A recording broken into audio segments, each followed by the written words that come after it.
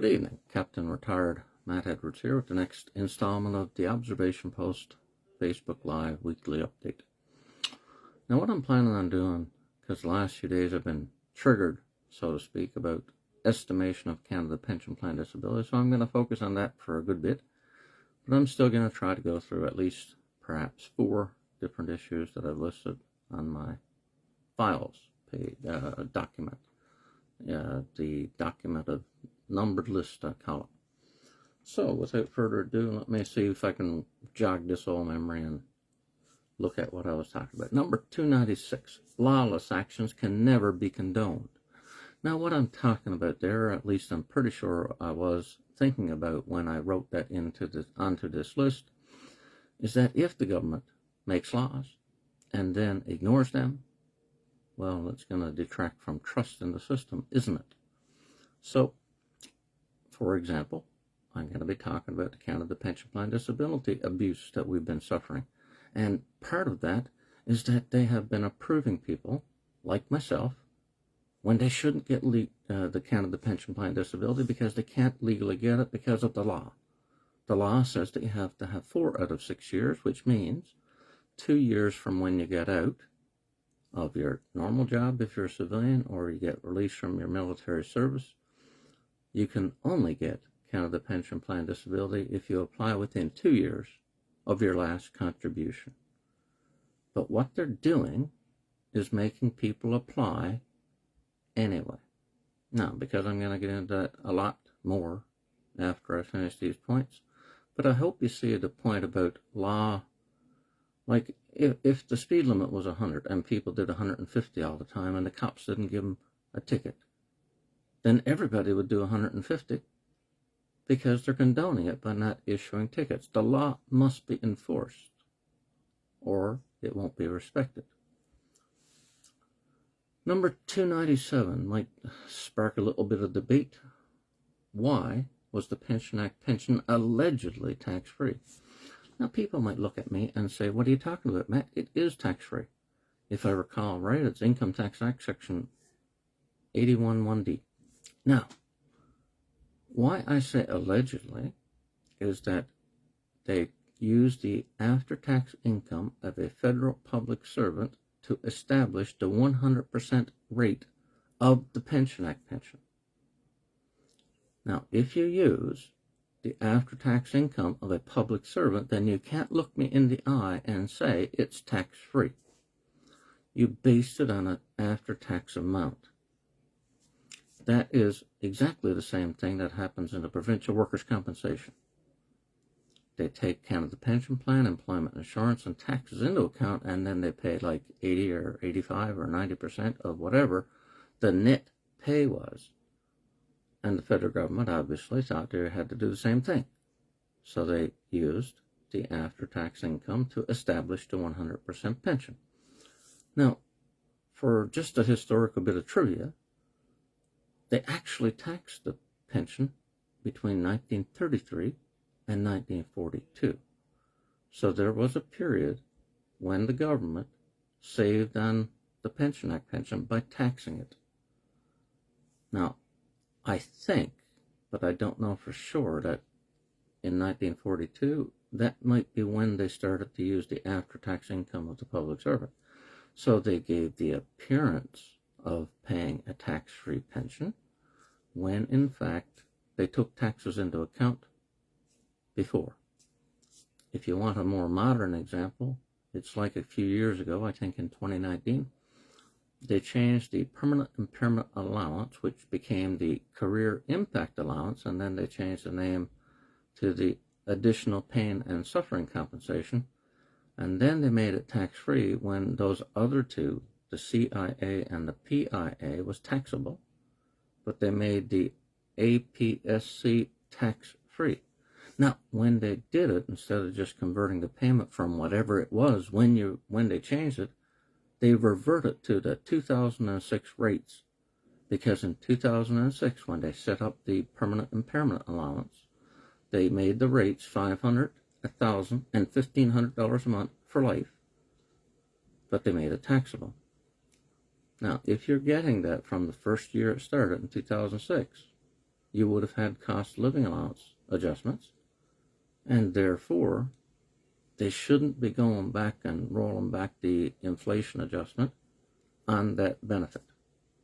Never mind the fact that they got rid of the Career Impact Allowance Supplement, which used to be the Permanent Impairment Allowance Supplement, which came into existence in 2011 in Bill C-55 when they said, we know that veterans can't afford, to live on what we're paying them, so we'll add an extra $1,000 a month flat rate to anybody who's getting the Permanent Impairment Allowance. Should have gotten the Permanent Impairment Allowance Supplement as well.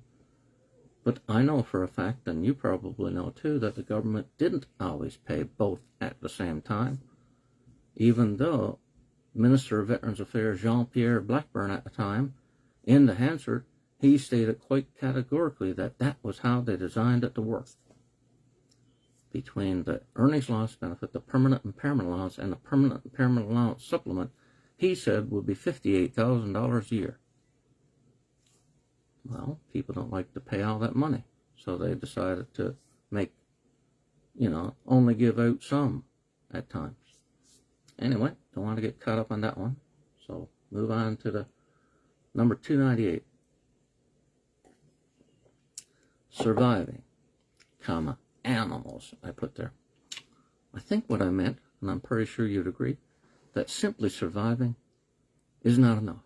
Not for humans. We are thinking living beings, and we just don't want to survive. We want to get ahead, to thrive. But what they're doing for these programs that they set up, like the Service Income Support Insurance Plan, Policy 901-102, and the Earnings Loss Benefit, which was based on that system, which then became the Income Replacement Benefit, they make it that surviving financially is the main objective. In other words, it's social welfare, social assistance. That's not how it's supposed to be. They shouldn't be looking at what is the minimum amount that we should pay to these people so that they can live and not get ahead. They shouldn't be doing that. That's just not the way it's supposed to work. But if you're paying welfare, that's how people think. It's just crazy.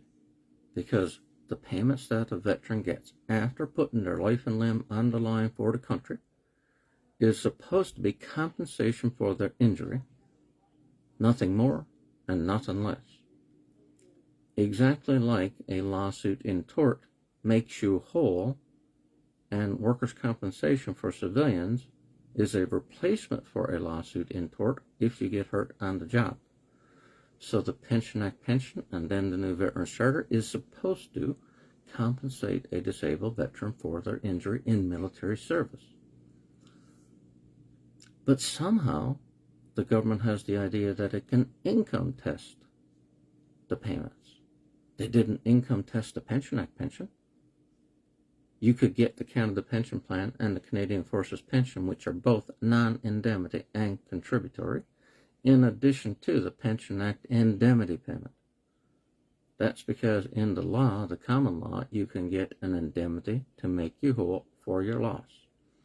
And you can get whatever non-indemnity payments that you're supposed to get because you're going to get them anyway. The Service Income Support Insurance Plan is a non-indemnity and contributory insurance. How do I know that? Because that's the way it works. Scottish Union versus Glynn, Ontario Court of Appeal, 1963. They said that nearly all insurances are indemnity insurance. However, there are two important exceptions. Life insurance and disability insurance. They said accident and sickness insurance. But because you can't put a value, a quantum of damages on a human life, the only way you can sell insurance policies about life or disability is to put it into a contract and agree to the terms. You don't have to prove how much you're worth. Well, you can't if you're dead, but if you're disabled, you don't have to prove to a judge how much you're worth. You get what you paid for when you paid the premium, and that gives you the entitlement to the insurance. That's the way it's supposed to work anyway. Okay, getting a little dried out here. Hold on. Number 299. Now this is kind of related to my previous points. Do disabled veterans or civilians get charity or handouts? So it's really a rephrasing of the welfare point, because a lot of people think that you're getting money for nothing. You know, that because you're disabled and you can't work, then we have an obligation to let you survive at least. Okay? Now on that point, the Minister of Health and Welfare back in 1964, she said that the Canada Pension Plan Disability will provide help as of right instead of help as of need. Now recently I've been criticizing the minister, the former minister, she's dead now I'm sure, because I don't like the use of the word help. Really, if you buy insurance, you're not getting help. You purchased a financial product to give yourself financial security. So maybe she could have said, we're going to provide income security based on, you having the Canada Pension Plan Disability. Instead of having to get on your knees and beg for welfare, you will get your property back, because that's what a pension is. I think they could have phrased it better if they had said that. Now I'm going to go on to my main topic. I'll try not to be too long, but I have something stuck in my craw about estimation of Canada Pension Plan. First, I'll give you a brief overview of what happened to me, because I've had that son of a bitch, stupid, illegal, immoral, inequitable, injustice bullshit done to me at least twice. Sun Life wanted me to apply for Canada Pension Plan Disability to offload the cost of the Treasury Board insurance to the Canada Pension Plan Disability. So they told me I had to apply, and they didn't give me a choice. They forced people to apply by saying they will estimate the Canada Pension Plan Disability and reduce your long-term disability so that you have no choice but to apply because your payment got reduced. So you have to try to balance that by applying for the Canada Pension Plan Disability and hoping to get approved. Now, as I understand it, this is not supposed to just happen automatically. They're supposed to see if you're going to comply voluntarily, and then if you don't, that's when they start estimating. In my case, for the Sun Life policy, I filled in the Canada Pension Plan Disability applications and I sent them in. But there was one point that I didn't send in that they didn't like, and it's called an irrevocable consent form. Service Canada has made up a form that has the retroactive Canada Pension Plan Disability sent directly to an insurance company or underwriter. So instead of you getting your property back, they divert the physical payment. Unlike a clawback, this is real money. So they want you to sign your rights away, and I thought to myself, irrevocable. I think I can't change my mind in the future. I'm not fucking signing that. I might change my mind between here and sometime in the future. So I filled out the applications. I sent in the forms. I got my doctor to fill out the stuff, but I did not send the irrevocable consent form as a matter of principle. Now, on my first application, as I've said many times before, if you've been watching my videos, I got denied on a technicality because the doctor forgot to send in his part of the form. So the Canada Pension Plan Disability is made up of two parts. Your part that you fill in yourself, and one part which is medical stuff from the doctor. Now, me being me, I argued with Canada Pension Plan. I said, listen, boys, all you got to do, if that's the reason you're denying me, is to get the information from the doctor and proceed to adjudicate the thought. Oh, no, you should just apply again. We're going to deny you this time. Now, I thought that was very unreasonable and not, it just doesn't make sense. But I did what they said. It cost me more money. It cost the system more money. I went to the doctor again. I mean, it's just crazy. Sent it in this time, and they denied me. Now, because these insurance companies do not want to pay, they made me apply for the third time. Now, when Sun Life made me apply for the third time, I sent in the application again, got the doctor to fill it out again, and this time they sent me back a denial that I didn't open. The letter was dated the 26th of July, 2013. I didn't open the letter until the 1st of August, 2016, if I took a picture of the envelope on the day I opened it, I believe, because I couldn't believe, that I'm being screwed over because I have this coping mechanism that I don't want to open the brown envelopes. Brown envelope syndrome, I think. I'm thinking about doing a project on that. And there's a veteran from my hometown who's a psychologist. I'm thinking about asking him to get involved, give me a little bit of help. I've got some degree, I got 6 courses in psychology. But I'm pretty sure a lot of people have this. You get crapped down so much by the government. All these denials, that you don't want to open it up and go through the same bullshit again.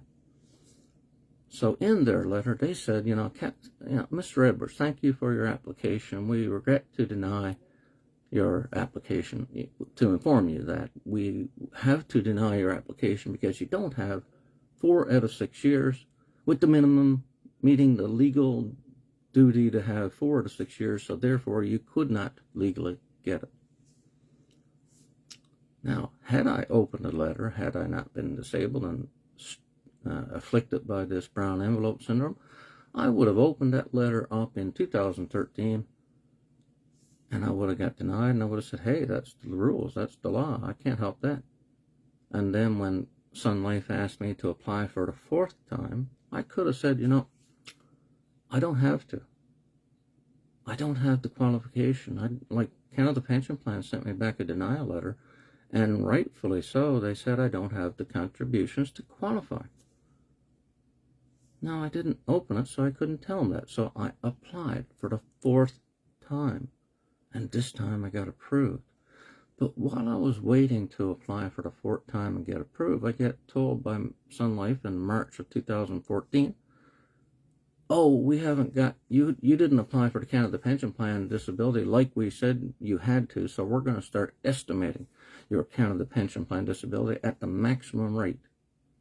Now, it was $1,235.35 that they reduced my payment, but I wasn't getting the Canada Pension Plan. I was still waiting for that 4th application to get adjudicated.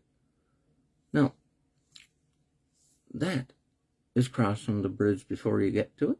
It is counting your chickens before they hatch. It is totally illegal.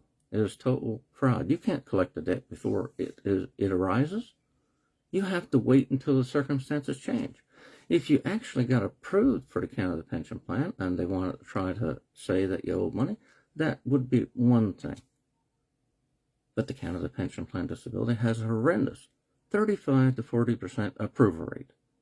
Now, because it has a 35 to 40% approval rate and it's not 100%, how can they justify making us apply, even if we could legally get it? I mean, it's insane.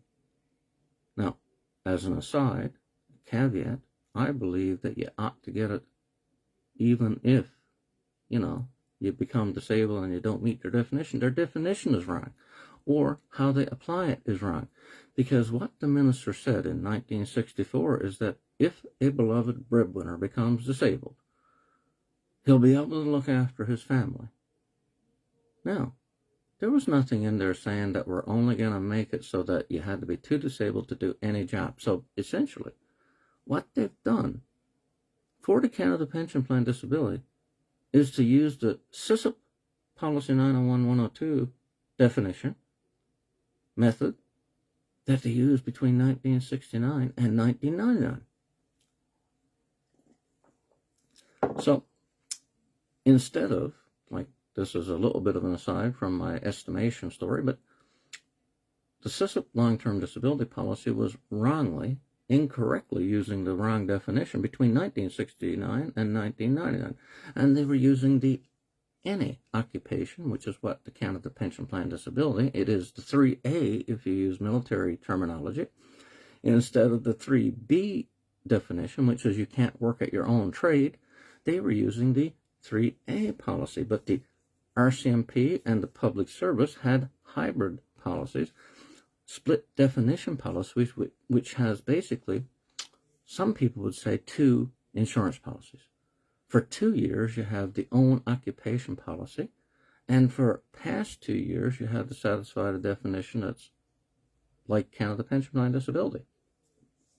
Now, I think the government owes a lot of money to people who got medically released between 1969 and 1999 because it's their fault they used the wrong definition. But getting back to the estimation problem, here's one thing that occurred to me recently. Because of the way that they administer the estimation, and they use the maximum to inflict the maximum financial punishment, to put the maximum coercion, financial coercion, on the disabled individual. It doesn't have to be a veteran. In Manulife's case, they are. But for civilians, like in the Sun Life policy, they just want the money from the disabled person. So they put as much pressure on you to make you do their bidding. Now, it's not like in the military where you get orders and you're bound to obey them. They have to be able to justify why they're doing this. Now, I'll get up the picture because one of the veterans I was trying to help a few years ago, and see, this is the thing. I think this is why I'm being triggered by this now. I've been working on this for almost a decade. Okay? Estimation is evil. Estimation shouldn't be used. But they have been using it. They used it twice on me, and back in 2016, I believe, I had a veteran by the name of Ashley sent me the letter, and on the letter, they approved her for the CISIP past 2 years. They said that she was totally disabled as per the policy. We are writing you in regards to your CISIP long-term disability benefits. We have completed your recent medical review and have determined that you continue to meet the criteria for total disability based on the evidence accumulated on your file to date. Now, I can't help it. I got a condition called obsessive-compulsive personality disorder. That's a blanket statement without any evidence.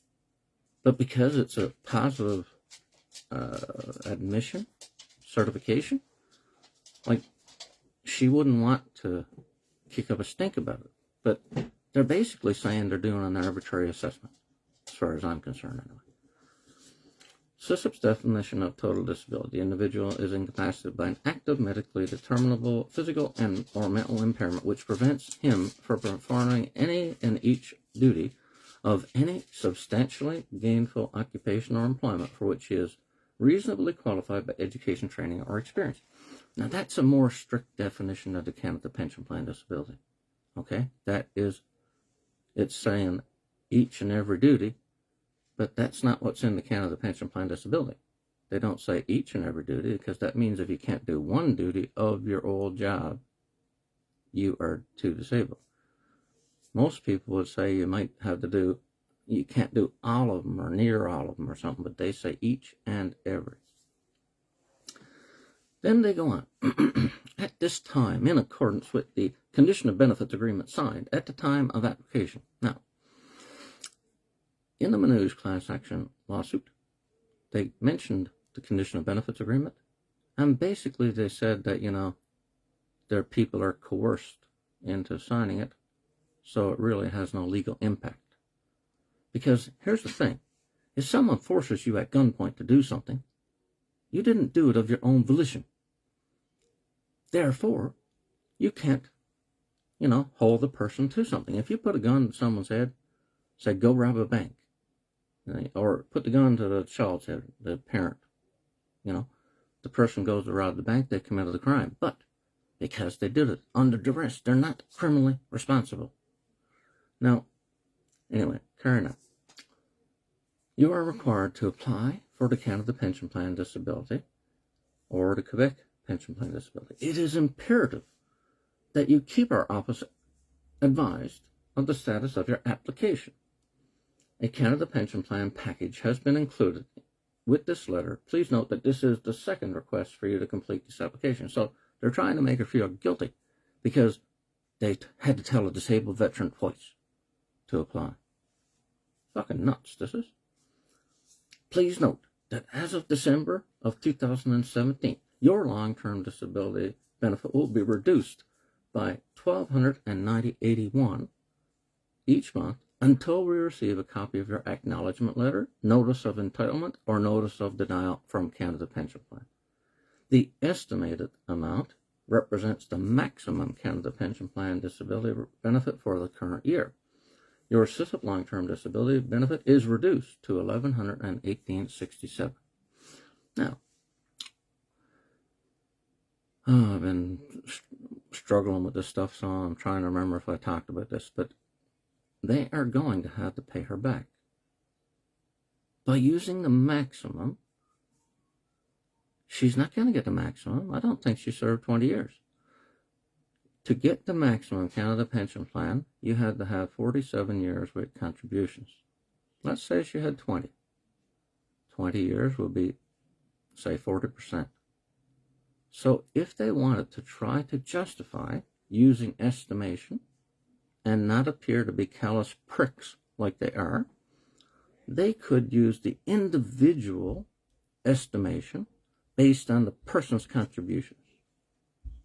But no, that wouldn't put as much financial pressure on the person. Now, why I say that is because of the difference between these two rates. I'll use mine. They estimated at $1,235.35. I was approved at $1,017. Now, the couple of $100 difference, it was $217 difference. If it was 10 months, would be $2,170 that they would have to pay me back because they over-collected. You're not supposed to have such poor accounting that you over-collect. You're not supposed to get too much money because that would create a debt in reverse. Instead of you owing them, they owe you. It's absolutely stupid, but it doesn't surprise me because they are morons. But the scary thing is that they have gotten away with it for so long.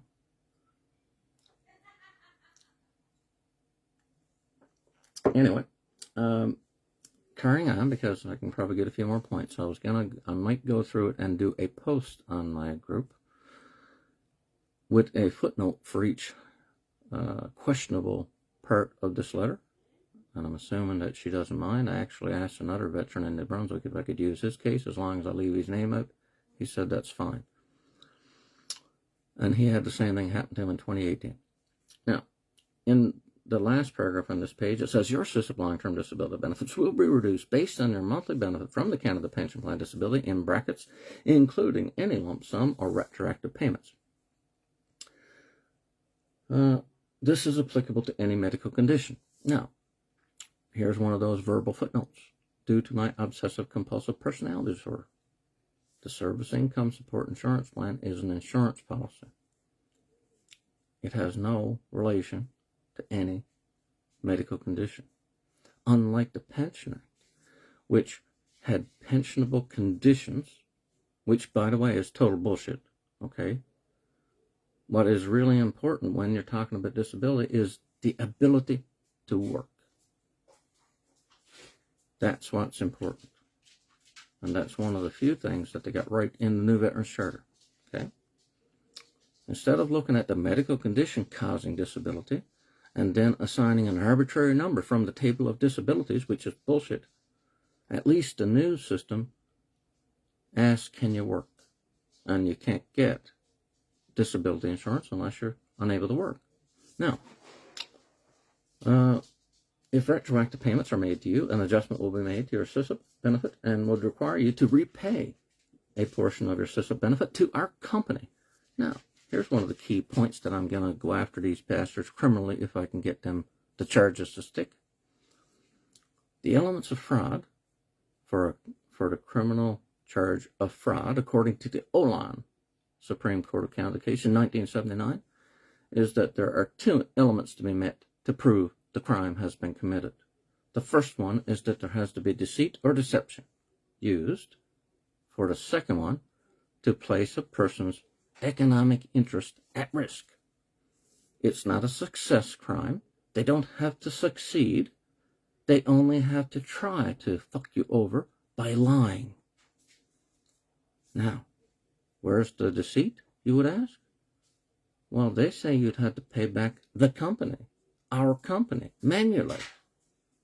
We know from the Dennis Manouche case that the Chief of Defense Staff is the underwriter of the policy, and the government of Canada was sued and not Manulife. They were not a party to the lawsuit because they have no stake in the game. They have no legal interest in the insurance. But the letter informs the disabled veteran that she would owe the company, our company.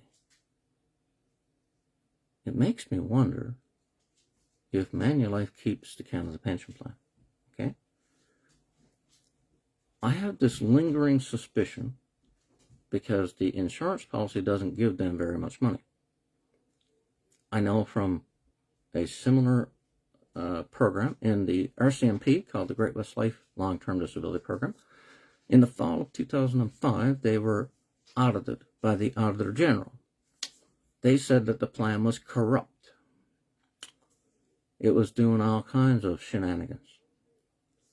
So I know that the cost of the Great West Life policy, they listed the cost. I don't recall the exact number, but it was peanuts, basically. It makes me wonder, what is their motive? If they don't get very much money for administering the policy, do they have some kind of side deal?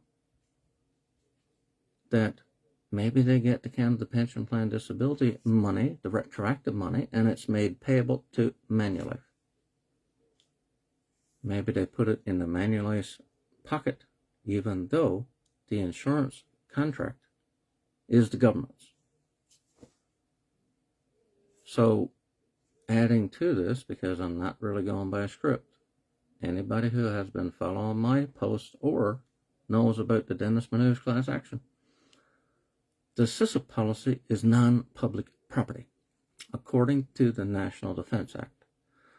That was how they set up the program in 1969, Section 39(1) of the National Defense Act. And why is it non-public property instead of public property? Well, what is public property? That's the government's money. But non-public property is, by definition, not government money. So really, it's our policy. Like all insurances, the people who pay the premium create a pool of insurance money to pay claims out of.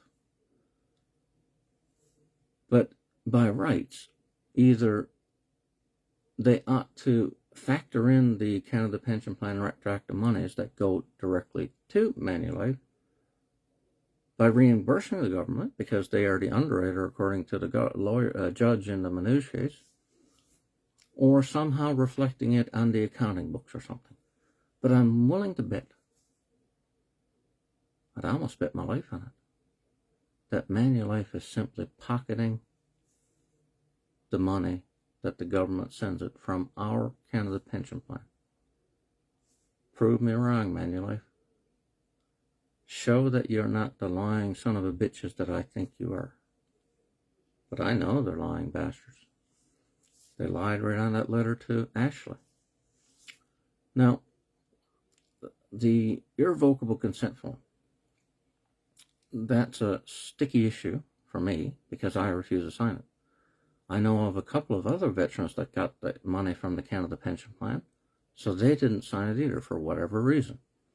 But I have this other letter that some veteran sent to me, and I didn't put the name on it, so I'm not exactly sure who sent it to me. But if I recall the details, at least the generalities, they said we sent the $20,000 to Manulife as per your irrevocable consent form being signed. It was a Service Canada letter, I think. Now, Here's the problem. I've explained this a bunch of times. I recently spoke, and I don't know if I'll segue into that or, talk about a little bit of it now. But I call the veterans group known as NVETS. Don't ask me what it stands for. I could look it up if I cared. But I've talked to a lady for 45 minutes today to try to get allies. As I told her, I'm getting tired of doing this on my own. I'd like to seek allies, organizations that could help. So if I can prove that I'm right to them, they can get behind the idea and have more power than one single person. I was explaining to her, like I've explained to the Veterans Ombudsman, I've explained to my Member of Parliament, I've explained to the conservative critic yesterday, the associate critic for national defense, and I spoke to the conservative critic for national defense today, their staffers. Here is two problems, at least two problems. Someone else might think of other ones, but here's two problems that I can think of with respect to the irrevocable consent form, aside from the fact that Service Canada, the government, shouldn't be facilitating a crime. Okay, you sign the irrevocable consent form, because 99%, you can't tell me that many people are like me and ignore it and don't sign it. So 99% of the people who get the orders will sign it. They send it in. Service Canada puts it on file. Now, Service Canada have it on file. When they get the approval, they will act on it. Now, they will send the money to Manulife as per the direction on the form. Now, I can't help it, okay? OCPD. They're going to send the money to Manulife. And Manulife is not the insurer. They're not the underwriter. They didn't take the risk of profit or loss. That's who the underwriter is in an insurance policy, is the one who takes the risk. But the person doing the administration don't take any risk. But the people who didn't take any risk got the money. Now, let's presume, because most people, at least a lot of people that are in the military, manage to get enough time to get the Canadian Forces Superannuation Act pension.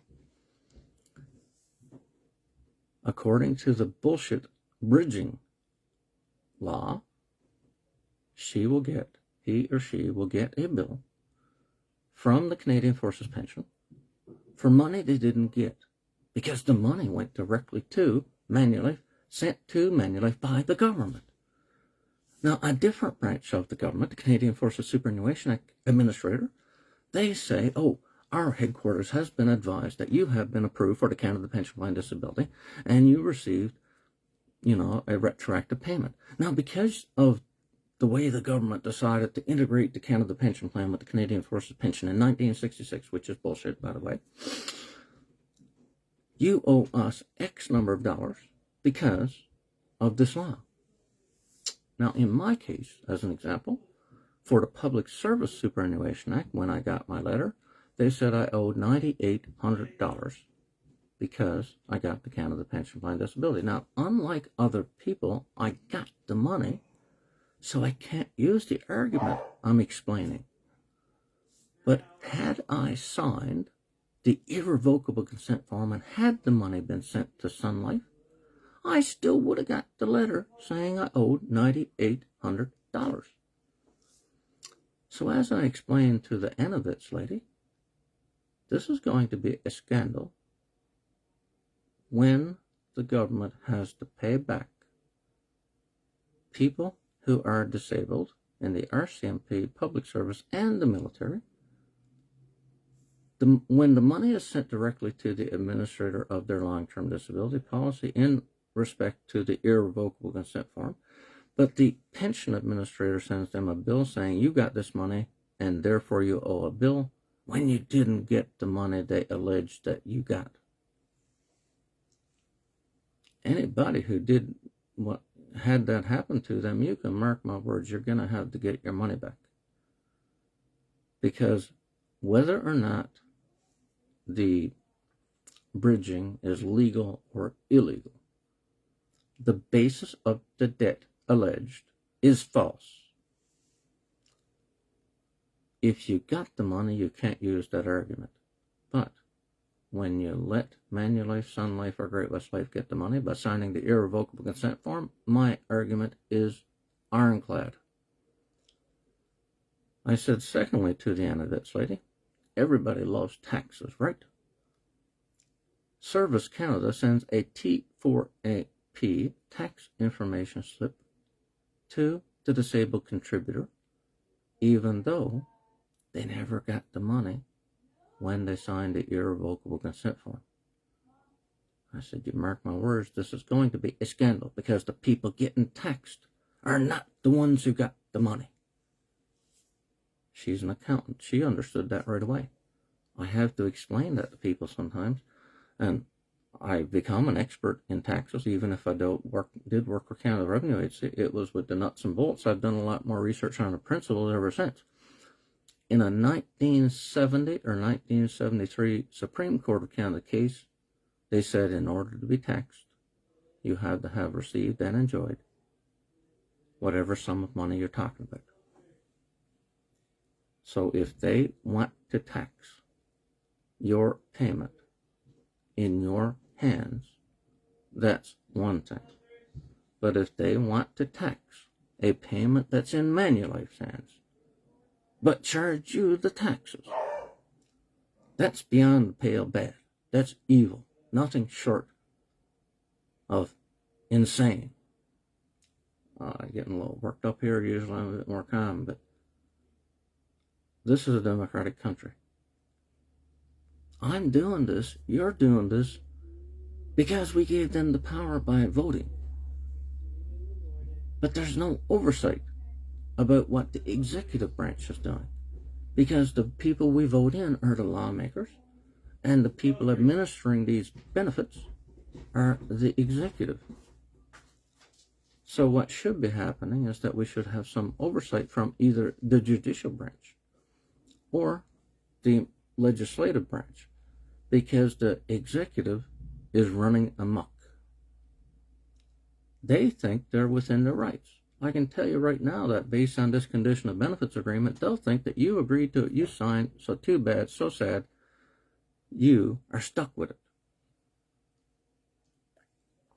Well, let me let them know a little bit about the law of contract. You want to hold someone to a bargain they made, there has to be three elements: an offer, acceptance of that offer, and consideration, which is money that changes hands between the two.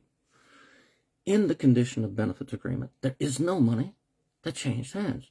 So therefore, it is not a legally binding document. Now, that's not my opinion. That's the opinion of a lawyer who did a Canadian Bar Association paper that I found from 2010. He said in that article, which I posted a bunch of times, he said, if you get one of these letters from an insurance company and you're the insured, do not sign it. And if you're an insurance company, do not send them out. Doing this, he said, puts you at higher risk of punitive damages. And he's right. Because there's a duty imposed on an insurance, an underwriter. It's called utmost good faith, which is higher than good faith. Now, good faith is implied in every contract, okay? That is simply a duty not to lie and stuff like that, okay? You got to be honest in a contract. The duty of utmost good faith is a higher duty. I would almost say it's like a fiduciary duty. Now, a fiduciary has to act in the best interest of their client. It could be based on power or money, like a lawyer and a client is a fiduciary duty. So it could be based on superior knowledge. It could be like a priest and a parishioner. It could be a parent and child. So the imbalance of power means that you have to act in the best interest of the other person. Now, it occurred to me today, after my chat with the handouts lady, they're acting like we are the fiduciary and we have to act in their best interest. In that letter for Ashley, they're asking her to apply for the Canada Pension Plan to help them and not herself, which goes against every principle of individuality, of self-protection, of self-reliance. Now, I'll keep going. I mean, I got so much in me about this bullshit, it was unreal. I said, now listen. I said, it's been a while since I talked to the people at Handouts. Oh, yes, she said, I recognize your voice. Oh, yeah, I was trying to lead into that. Have I ever spoken to her before? Well, I said, I can't recall if I ever told you about the double dip clawback idea I've have. And I said, if you have, like Dion, the current veteran that I'm trying to help about this stuff, he got medical release in 2014. So he had 2 years to legally get the Canada Pension Plan Disability. Now it's 2023. So that's 7 years past when he could get the Canada Pension Plan Disability legally. So it's not as black and white as mine, but they ought to know he can't get it. But they're making him apply. So far, he's ignored them. Now, I said Dion gets the Canadian Forces pension, and it's being deducted at both the Department of National Defence Service Income Support Insurance Plan under Policy 901-102, Section 24A of the contract. Okay, so they're taking that into account already. He doesn't have to prove that to me because I know that's what happens. And I said, since October of 2016, he's been getting the income replacement benefit because they changed the rate to 90%, when it used to be that VAC and DND would pay 75% each. So if you got one from each one, the other one wouldn't pay. But since 2016, they have been both making a payment. So Dion's Canadian Forces Superannuation Act is also being deducted from his income replacement benefit. I said, do you understand how that's wrong, how that's inequitable, how that's unjust?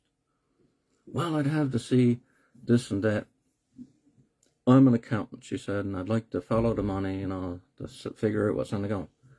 I said, there's no money changing hands. This is all being done on the books. There's no money being transferred between the different departments. I said, the Canadian Forces pension value, they ask him how much he's getting. And then he tells them, and then they reduce his service income support insurance plan. Now, Veterans Affairs Canada, because they're paying the income replacement benefit, they ask him the same question. Are you getting the Canadian Forces Superannuation pension? Yes. How much? Yeah, here it is. And the veteran don't think anything of it because he was asked and he answered the question. But you cannot take something into account twice. You can't count things twice. You can't take something into account at the Department of National Defence and then try to take it into account again at Veterans Affairs. You just can't do that. So I said, this is what I call the double dip clawback. And it's happening to every veteran, as far as I know, who gets the income replacement benefit and SISP. But I said even worse. If he does what they says and applies for the Canada Pension Plan Disability and gets approved, he will get triple dip clawback. Because first of all, the Canadian Forces Superannuation Act, they're going to use bridging as their means to claw back the value of the Canada Pension Plan Disability. So that's the first clawback. But he was forced to apply for the Canada Pension Plan Disability by the Service Income Support Insurance Plan, and they take it into account. That's the second time it's being taken into account. And because of the integration of the Service Income Support Insurance Plan and the Income Replacement Benefit at VAC, when they ask him, is he getting the Canada Pension Plan Disability, and he answers, they will take it into account. So that'll be the third fucking time that the government sticks its greedy hands into the disabled veteran's pocket and steals his property. That's unconscionable. It shouldn't be happening. It shouldn't even... I said to her, listen, are you aware of the program arrangement? I was shocked. She said, yes. Most people I have to explain. But she knew about it. I said, first of all, it's not a real agreement. It has no value. It has no legal force at all. I said, Manulife didn't sign it. It was signed by the Department of National Defense, by the Department of Veterans Affairs, and CISIP Financials. Those are the 3 signatures on the program arrangement. They didn't ask for Manulife or the Canadian Forces member to sign it. Now, you can't try to hold someone to the terms of something if they had no part in negotiating it. Okay? So in section 3.2.1, it states that the service income support insurance plan will be the first provider of income replacement. It sounds innocuous on the surface. People would say, what the fuck does that mean? It means the disabled veteran is using his property, his insurance, to pay for his own disability, and allowing the taxpayer, who he became disabled serving, to save money at his expense. There's nothing right about that. It violates the merit principles, which says that an injured worker will not pay for his own disability. The workers' compensation system has the employer pay 100% of the premiums for the insurance that they get called workers' compensation. You can't subsidize the employer by clawing things back, like the Canada Pension Plan. That's in a J.D. Irving, New Brunswick Court of Appeal 2012 case. They had to pay $9 million back to injured workers because they took the Canada Pension Plan retirement into account to reduce the workers' compensation. And one of the major points they said was that they're making the injured worker pay for their own disability. It's insane. Shouldn't happen. None of these people have a conscience. As far as I can tell, they don't know right from wrong. They don't know what's ethical. Right? I mean, if you ask them, do you see what you did wrong here with these estimation things? I bet you $1 million they'll say what they said in the Manouche class action. What are you talking about? This is a standard industry practice. Why are you complaining? That's what they tried to hang their hat on, and it failed in the Manouche case. Because just because everybody else is breaking the law doesn't make it right for you to break the law. That's the way it's supposed to work. So, anyway, I have other points. Let me see if I can move on. So, here's one point. Like, the Canada Pension Plan, it has a stated purpose in the preamble of the Act. It says, an act to establish a comprehensive program of old age pensions. That's because Canada Pension Plan is sort of like old age and it starts at age 65. And supplementary benefits in Canada payable to and in respect of contributors. Now, let me unpack that for you. It's not a universal program paid for by the taxpayers. Only people who pay for their own pension, their own social insurance, will get it. That's the way it works. The government set it up so that there's no government subsidies. It's entirely funded by the worker. Now, the key word why I'm reading this out, at least I think it is the supplementary part. You apply for Canada Pension Plan Disability because the insurance company orders you to do so. You get it, and lo and behold, you break even. Does that mean supplement? No. To get a supplement, it has to add to what you're already getting. You have to have more than when you started. So even breaking even would violate the principle, the spirit and intent of the Act. It's black and white. But to do the double and triple dip clawbacks, well, again, I hate to use the same term again, but that's beyond the pale. No one should even think that this could even remotely happen. There should be people looking after, protecting our interests. But sadly, how can you expect us to defend our own interests when we're all beat up and trampled on, oppressed by the government bullshit? I mean, I just can't help it. I mean, it's wrong. Let me get up the other letter that it's in my messenger this time. I'll look it up from here. Let me see. Okay, this is one from 2018. It's almost the same thing, basically. Dear Mr. So-and-so, paragraph 4. Please note that the Canada Pension Plan disability.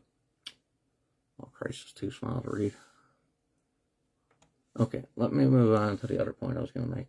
Like, because, I mean, all these points, I'm not trying to forget this shit.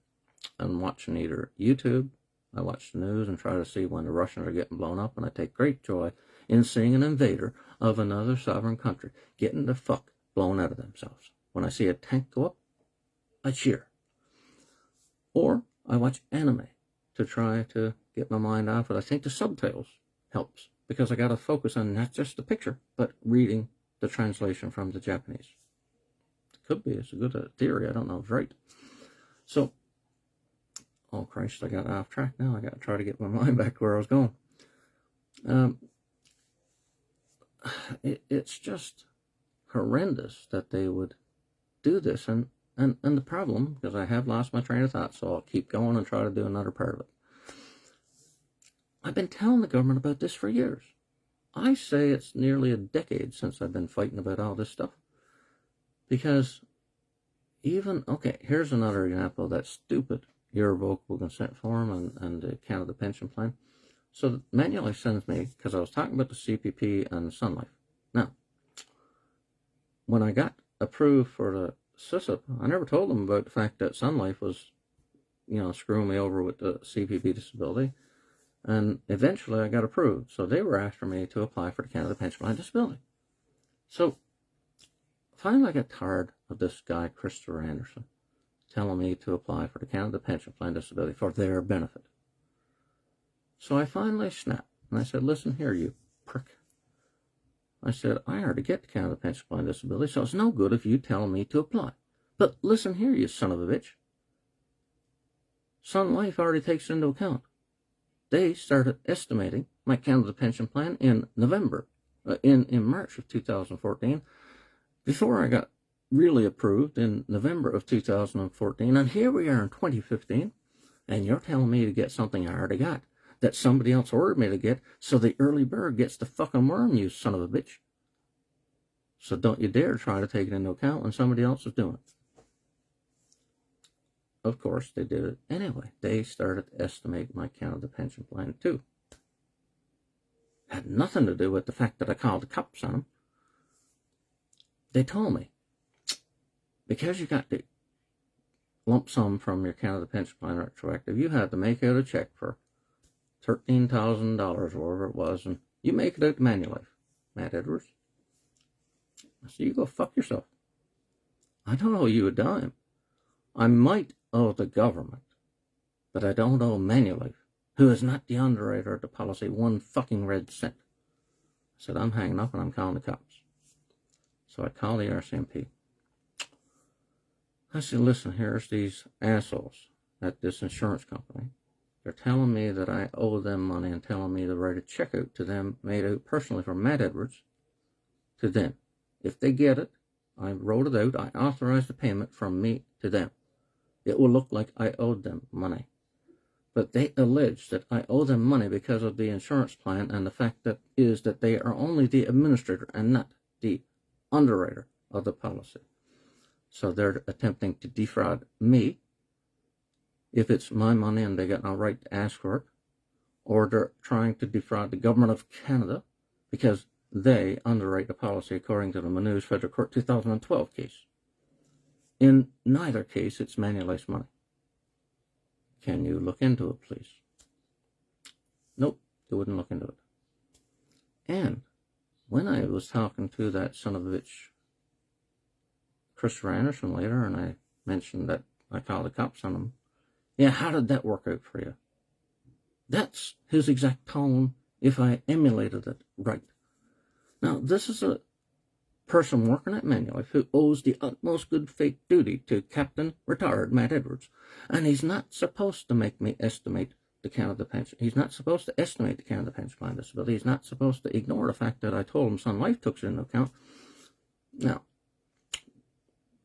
it gets even worse. Here's where I was going to go with that.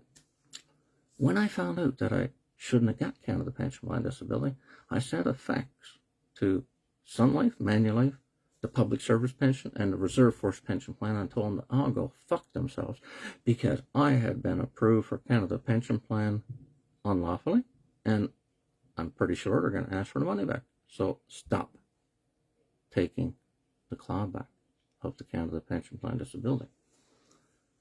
When I was talking to Chris Ranish again about that later, the hypocrite said when you get your letter saying that you owe the money, then we'll talk. Now, put that in context.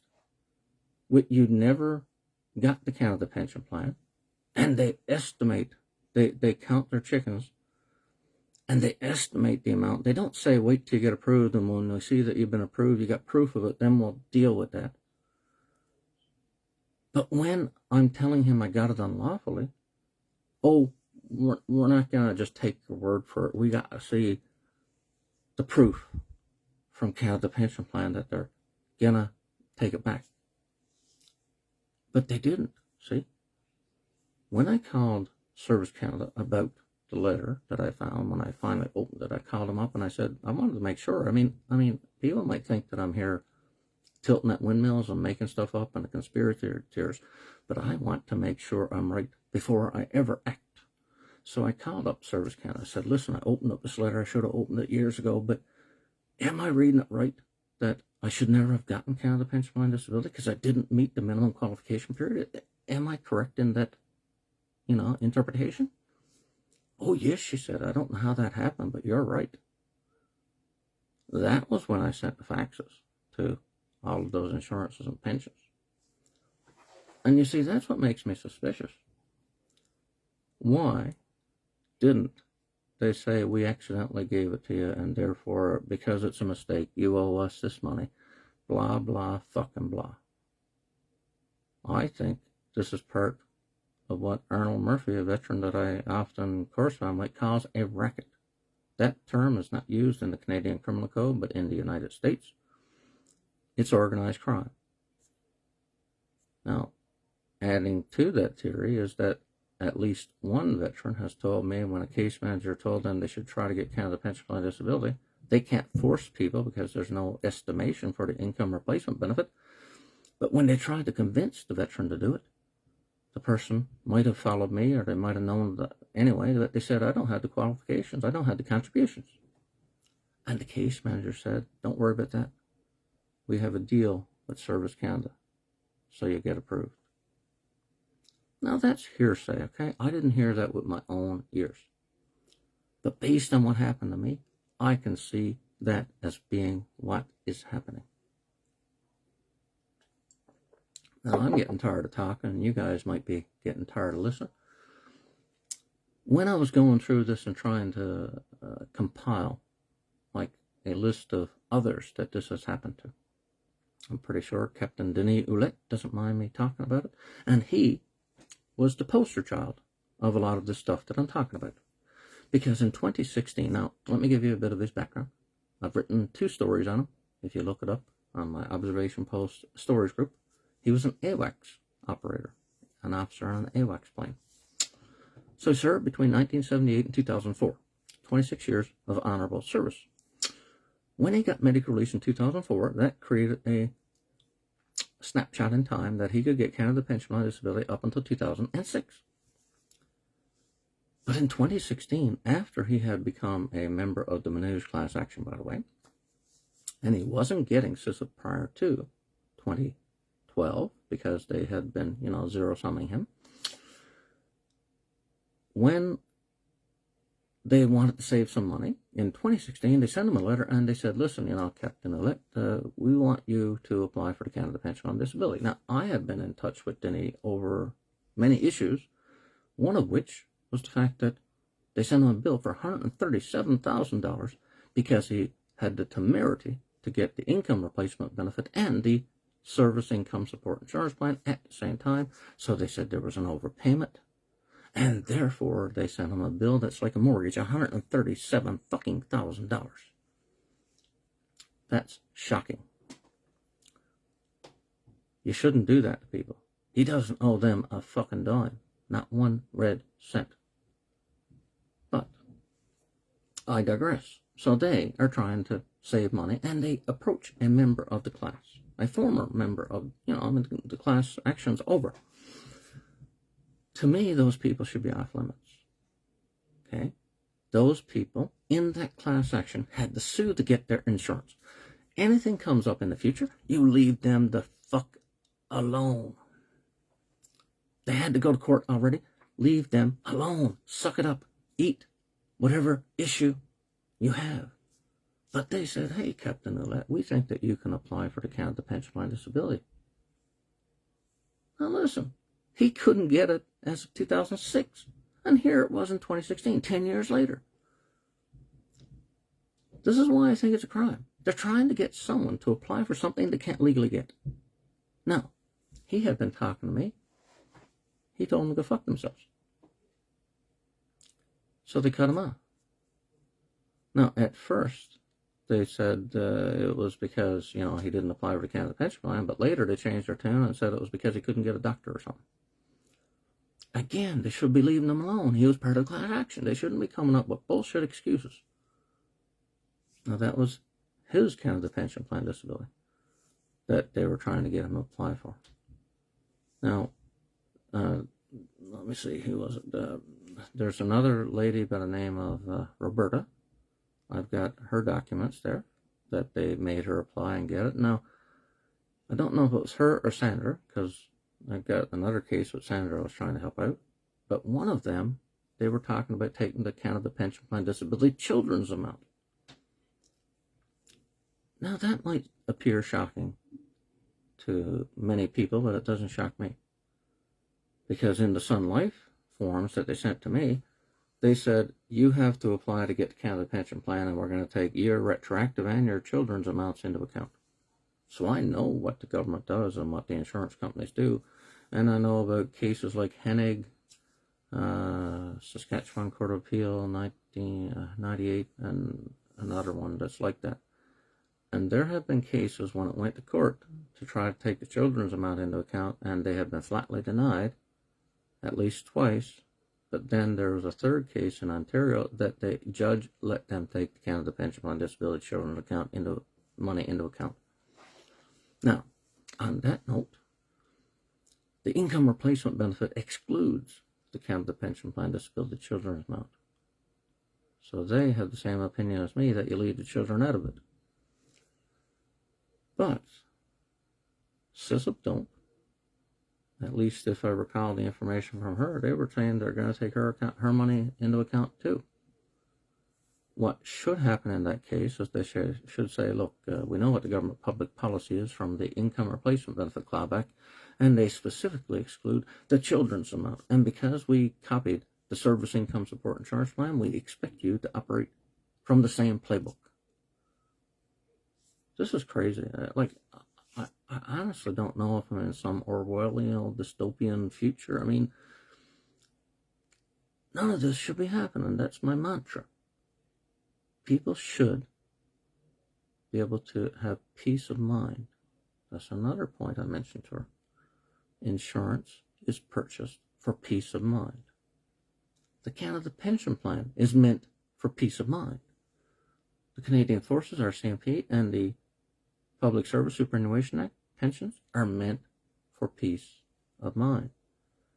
You're supposed to be able to look at those things and say, listen, if the worst happens, I become disabled, I'll get a disability pension, I'll get disability insurance. I won't have all the money I had when I worked, but at least I'll have a chunk of it. Instead of that, they're abusing us with a peace of mind program, with another peace of mind program, which compounds the distress. I mean, it's like, how can this happen in a civilized society? How can Canadians look themselves in the mirror? Well, I know what the answer is. They don't know what's happening. Like, even if it did, they probably indoctrinated to believe, well, it's in the contract. Therefore, that's too bad. That happened to me when I called a lawyer one time, 6 or 7 years ago. Called a lawyer up and wanted to talk to him about doing a lawsuit, a class action, maybe against this bullshit. he said, one of the first questions is, do you have a contract? Is it in the contract? Yes. And then he hung up on me. Now, he didn't stay on the line long enough for me to explain there's no real contract. A real contract requires negotiation. What we have is what appears to be a contract, but is in fact bullshit. They make us believe it's binding, but it's not. There was no negotiation and agreement to the Service Income Support Insurance Plan Policy 901-102. None. It's not like you're in the public service and you have a union representing you, and therefore you could have your representative sit down and negotiate a contract with your employer. This is, without a doubt, a non-contract. It's just words on paper that don't mean anything, but they're acting like it has meaning. Now, I'll mention one other thing because I'm getting bleary-eyed here, and it's because of my old CPD, and I almost put my foot in my mouth, but I tried to ease it with her. I said, listen to the lady at Annabet's. I said, I got this condition called obsessive-compulsive personality disorder, and everything has to be black and white, by the book, and honest. And earlier you said something that stuck in my craw, and it was that you can't get more than what you made when you're disabled. You can't get more in insurances and pensions than you made before you got hurt. That's not true. I said, that's not me just saying that. I'm quoting Jack... Anyway, the Canadian Life and Health Insurance Industry Association, Mark Daniels, was being interviewed, or as a witness, for the Finance Committee in 1997 about long-term disability. And he was asked about the rate that people get in a long-term disability policy. And he said basically it's up to between the contracting parties. If you want to make it 60% or 75 or 90 or 100 or 150%, it's what is agreed to in the contract. Now, everybody, including my cousin Logan, said to me when I was trying to help him out a few years ago on this stuff, you can't make more than you used to get when you were working. And I've seen it in the Hansard. When they were talking about the Pension Act clawback, back in 2003, I'll say, they said, I'm sure you realize there's a very good reason why they claw it back. You can't make more when you're just off of service than you did when you were in service. Complete crap. Everybody seems to be gaslighted here, believing that propaganda. Now, it's not an indemnity insurance, but I did use a tort lawsuit case to illustrate my point. I said in the Andrews versus Grandin toy case, Supreme Court of Canada, 1978, the guy was making $800 a month before he became a paraplegic or a quadriplegic after an automobile accident. They didn't assess damages based on his current $800 a month. They looked into the future and extrapolated what he would have made over his career, and they used $1,200 a month, which is a 50% increase over what he was making at the time he became injured. So based on that, they could set the Service Income Support Insurance Plan or the Income Replacement Benefit at 150%. If you want to replace the lawsuit and tort, then you should use similar values as the precedent, the main precedent for damages. I think it's a very valid argument. But people are gaslighted, like indoctrinated. They believe this garbage. Have a look at the picture later. I posted it into my group. I believe Paul Martin was the finance minister at the time, and it was in 1997. So I made my observation post group not just as a means of expression and getting things out there, but it's essentially a searchable database. Anybody who's been Facebook friends with me or know me knows that for a period there I was putting maybe 100 posts a day trying to get this stuff fixed. Now I hardly put out any. But I thought with that many posts it would be difficult to find things, so I created a group. I first called it Matt's Video Annex, because I was putting videos in there to try to explain things. And it was a play on a rebuke, a shot at the Minister of Veterans Affairs. So I used MVA, Matt's Video Annex, for my group. Then I thought, well, I post what I observe. Like, I'm not putting opinions out, so I'll change the name of those. I kind of thought it was weak names anyway, so I called it Observation Post. Now, an observation post in the military, something you set up to observe the enemy. So I thought it was a very good metaphor as well. So I only post what is right and wrong. No fact, no opinions. Everything is facts. People might try to dissuade me from my facts, but if someone said to me, for example, if I say that the Canadian Forces Superannuation Act pension is property, now someone will say, no, it's not his income. Well, don't tell me, tell the Supreme Court of Canada, because that's what they ruled on that issue in 1990 in the Clark versus Clark Supreme Court of Canada divorce case. At the Nova Scotia Court of Appeal, it was determined that the Canadian Forces Superannuation Act pension was income. But someone appealed. One of the two Clarks appealed. They didn't like the verdict, and they appealed to the Supreme Court. The Supreme Court accepted the case, because they don't have to accept every case, I understand. And then they reversed the lower court's decision. So now I find that a very convenient case, because it's not like somebody like IBM or another company, Ford, GM, or Chrysler, or someone had a pension case and it was determined to be property. It was a federal public sector pension, a retirement pension, one of the main three pensions in Canada for public servants and RCMP, and like they're huge. I mean, the federal government is the biggest employer in Canada, obviously. So if you want to disagree with the Supreme Court, feel free to do so. But I would side with their verdict, because it's a fact. It's been tried. That's the end of the story. Anybody who thinks different is wrong.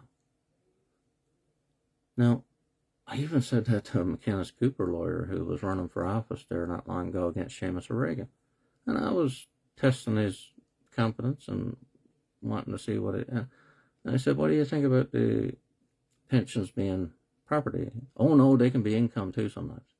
Yeah, I said, well, you won't convince me of that if it's been to the Supreme Court. In the Clark versus Clark Supreme Court of Canada 1990 case, and the IBM versus Waterman case in 2013, every case that has been involved in pensions has always determined that they're property, not income. Now, there is the issue of ownership. People will probably say, Matt, if the pensions are property and they're the pensioner's property, then how come the government won the lawsuit that the union took them to court about the government stealing the actuarial surplus on the public service RCMP and the RCMP and the Canadian Forces pensions? Well, that was highway robbery. Here's why. An actuarial surplus on a pension is a figment of your imagination. It all depends on how the actuaries did it, what rules they did, what the interest rate are, how many people they think are going to die, and there's a whole bunch of different factors. So at one point in time, they might have a surplus, but in the following year, they might have a deficit. So they should have left the surplus alone, because they don't know what the future holds. But the government saw low-hanging fruit, and they thought, well, we own the pension, which is true. Somebody has to own the pension legally. So the government owns the pension. But equitably, according to the Supreme Court, the pension is the property of the pensioner. So the owner has to administer the pension in a fiduciary manner to the best interest of the pensioner. Now, on that note, and I was getting ready to sign off, I will mention how bridging another topic that is high on my radar, right smack dab in my sights. I said to the handouts lady, you can't justify reducing one pension because you get another pension. You get one pension because you contributed to it, you own it, and you're getting it back because you're retired. Then you're getting another pension because you own it and you're retiring, and that's what they said. In the 1964, on the 9th of November, the Honorable Judy LaMarche, the Liberal Minister of Health and Welfare, in 1964, was asked a question by the Conservative opposition person named Mr. Chatterton, and he brought this very question up. He said, what will happen if a public servant who's going to get a disablement pension for the Public Service Superannuation Act? Now, they had a different name on the act at the time, but I'm paraphrasing. If they become disabled, will they get both the Public Service Disablement Pension and the Canada Pension Plan Disability? To no surprise to me, she said yes. Of course, she added, if he has 5 or 6 pensions, he will get them all. Now, I believe she was a lawyer. I wish she had have explained that legal principle for us to read, 59 years ago? Because pensions are property, and if he has 5 or 6 pension properties, he'll get them all. The Canada Pension Plan is a pension, and therefore it is property. That is the reason for us, in theory, to get both. Now, what I said to the handouts lady, why I'm dragging this all on, and my mind, sometimes it's linear and sometimes it goes astray.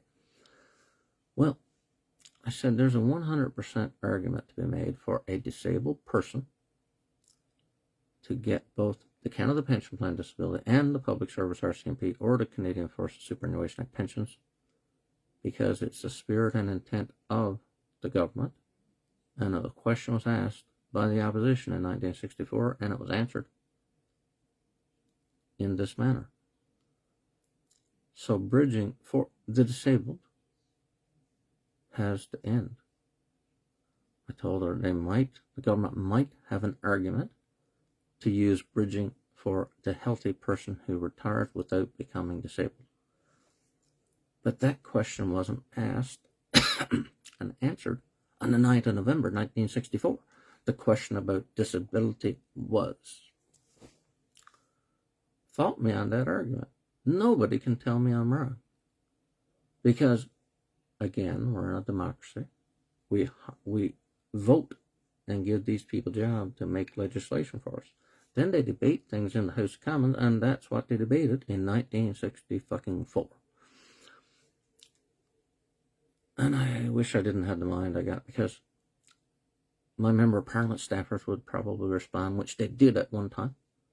Policies change. The government can change its mind. Well, that's true.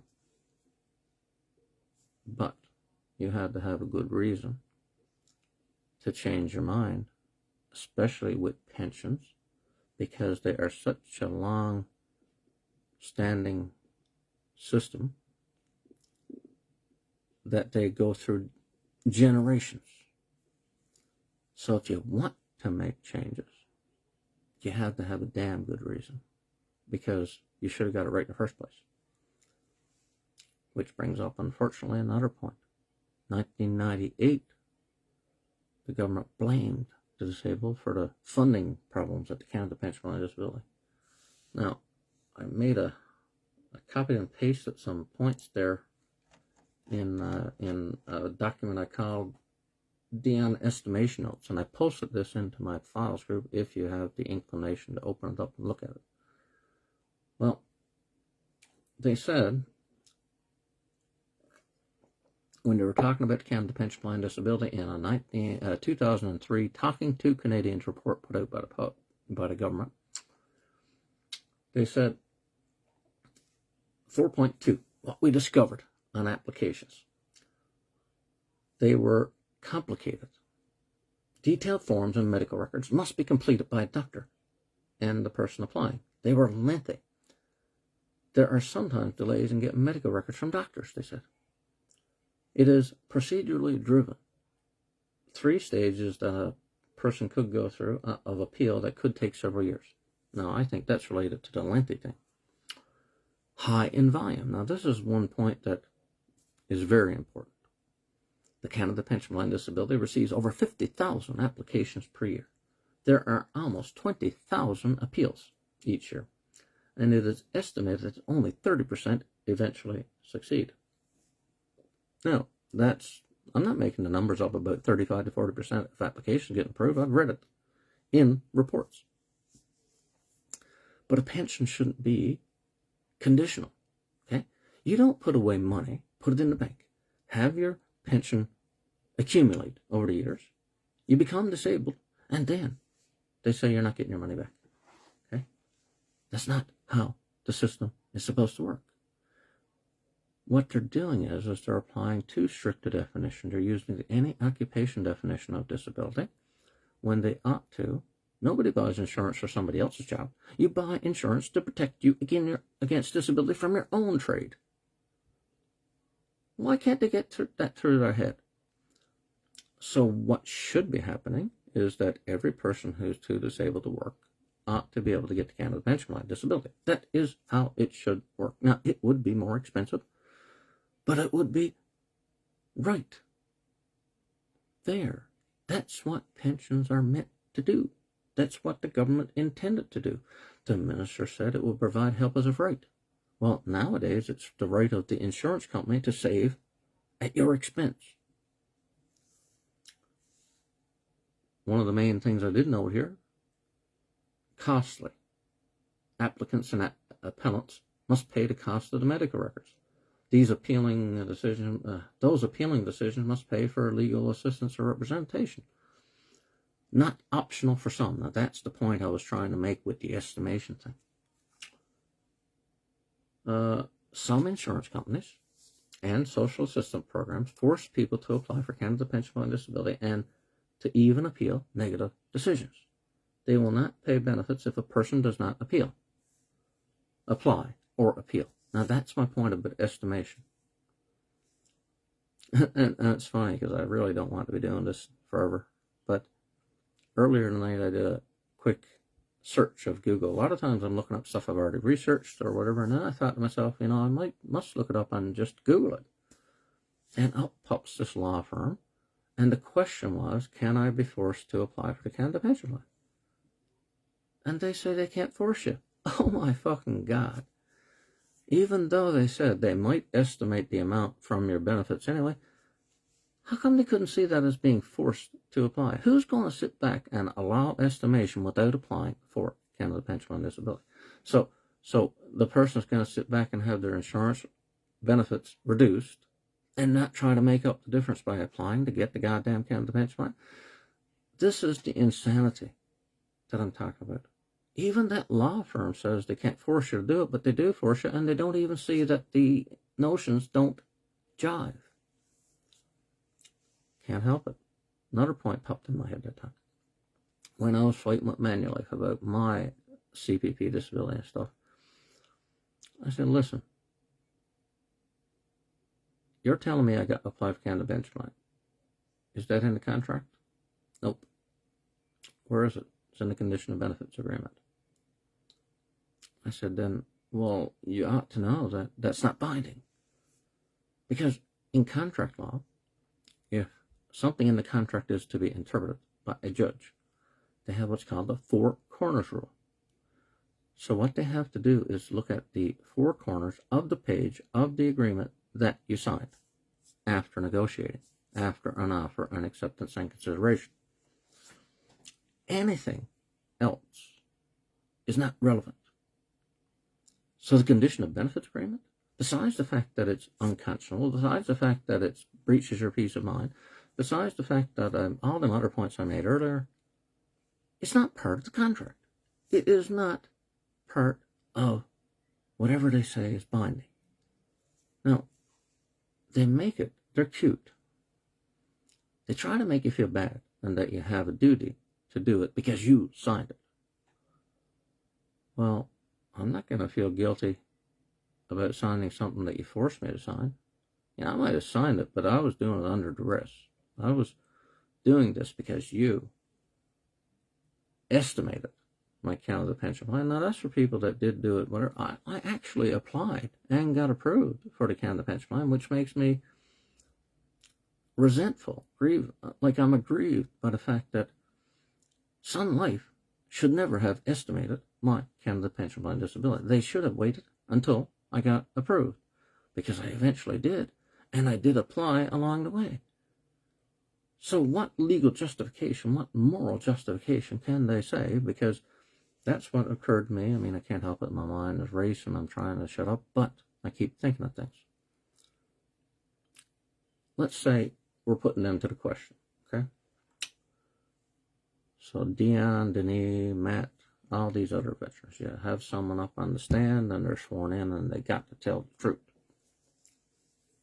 Some questions I'd ask them is, okay, on such and such a date, there was a letter sent over to letterhead of Manulife Financial Company, and the gist of the letter is that the person has to file for count of the pension plan, or they will face a financial penalty in you estimating the amount of count of the pension plan disability. Was there some reason that you had to take this action? Or are you just trying to save money at the expense of the disabled veteran who put their life and limb on the risk for you, you fucking bastards? No shame. They have zero shame.